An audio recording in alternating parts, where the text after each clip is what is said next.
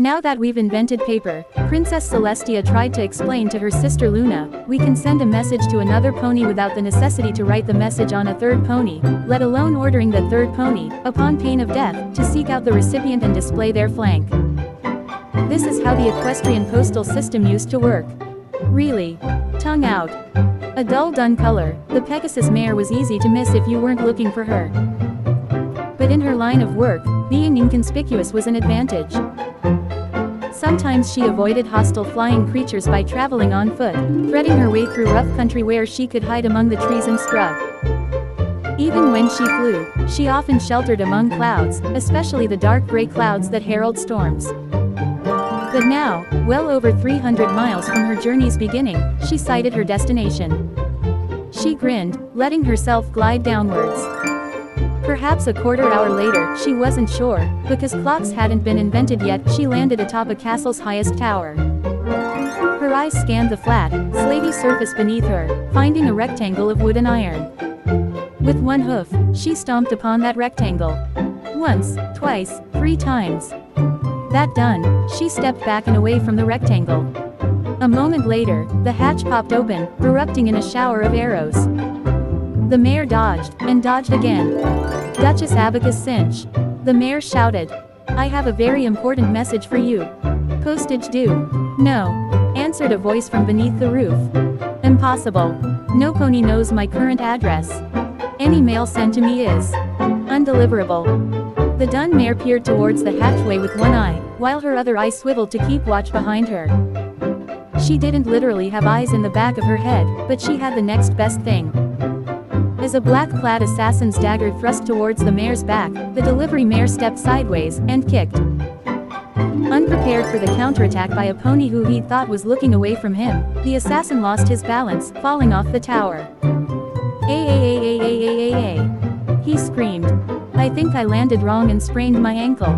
Duchess. The delivery mare shouted. Come up here and accept your official letter from the diarchy, or I shall be forced to levy additional forwarding charges. Never. The Duchess declaimed. A small army of henchponies blocks the way between you and myself. Try as you might, you shall never succeed. Neither snow, nor rain, nor heat, nor gloom of night, the dun delivery mare started to reply. But a large, muscular pony flipped up onto the tower's roof from below. He pressed a strong hoof over the dun mare's mouth, and his other foreleg wrapped around her neck.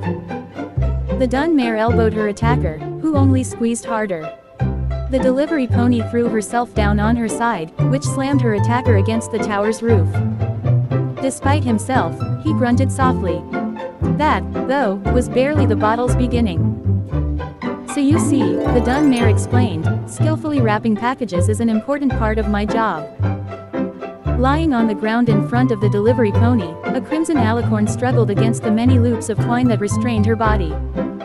This is an affront to my dignity. A commoner like you deserves to die, for daring to even touch me. The delivery mare giggled. Didn't you see my flank? She looked at herself. Oh, sorry. Other flank. The mare rotated 180 degrees. Upon her flank, the other flank, some pony had written a note in long-lasting ink, signed with a hastily scrawled signature and a simple yet artful sketch of a crescent moon. See. The dun mare giggled again. A letter written and signed by Princess Luna herself, ordering you to cease your rebellion and return to Canterlot. You think you've won, the Duchess sneered.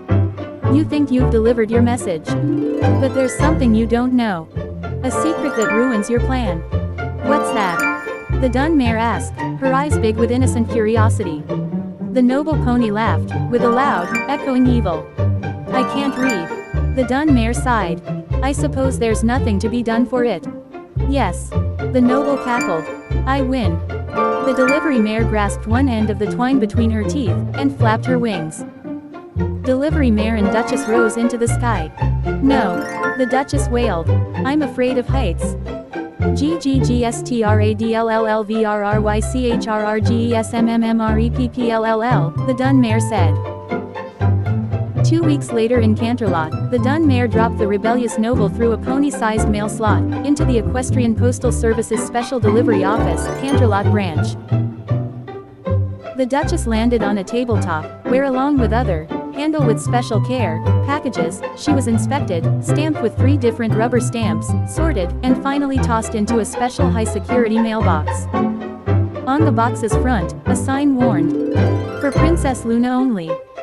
After 3 days, Luna checked her mail, collected the disobedient Duchess, and gave her a stern talking to.